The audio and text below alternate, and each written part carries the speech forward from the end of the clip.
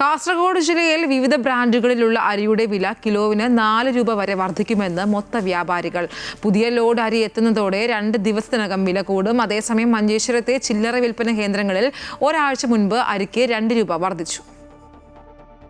ജില്ലയിലെ പ്രധാന വ്യാപാര കേന്ദ്രങ്ങളായ കാഞ്ഞങ്ങാടും കാസർഗോഡും ഉൾപ്പെടെയുള്ള സ്ഥലങ്ങളിൽ ദിവസങ്ങൾക്കകം അരിവില ഉയരുമെന്ന സൂചനകളാണ് വ്യാപാരികൾ നൽകുന്നത്. മൊത്ത വിൽപ്പനക്കാർ പഴയ സ്റ്റോക്ക് അരി വില കൂട്ടാതെയാണ് നിലവിൽ നൽകുന്നത്.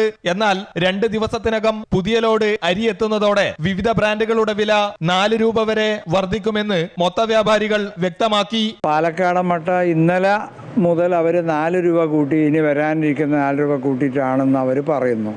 അതേപോലെ ആന്ധ്രജയ അതും 3 രൂപ 1 കിലോൻ്റെ മുകളിൽ അധികമുണ്ട്.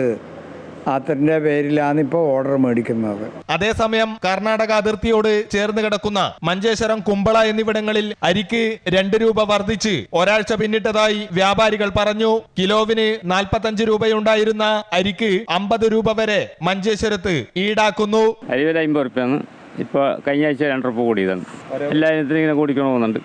പയർവർഗ്ഗങ്ങൾ ഇങ്ങനെയൊക്കെ. സന്തോഷ് 50, ജാ 50, മാറാണി 48. വില വർധനവിന്റെ കാര്യം ചർച്ചയായി മാറുമ്പോൾ മലയാളികൾ കൂടുതലായി ഉപയോഗിക്കാത്ത കർണാടക അരി എന്ന പേരിൽ അറിയപ്പെടുന്ന ഗിഡ്ഡ അരിക്ക് നിലവിൽ കിലോവിന് 55 രൂപ വിലയുണ്ട്.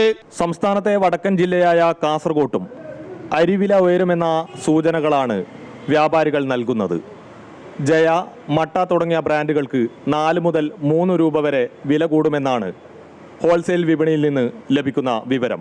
ക്യാമറമാൻ സതീഷ് ഉദുമയ്ക്കൊപ്പം അനൂപ് നീലേശ്വരം, അമൃത ന്യൂസ്, കാസർഗോഡ്.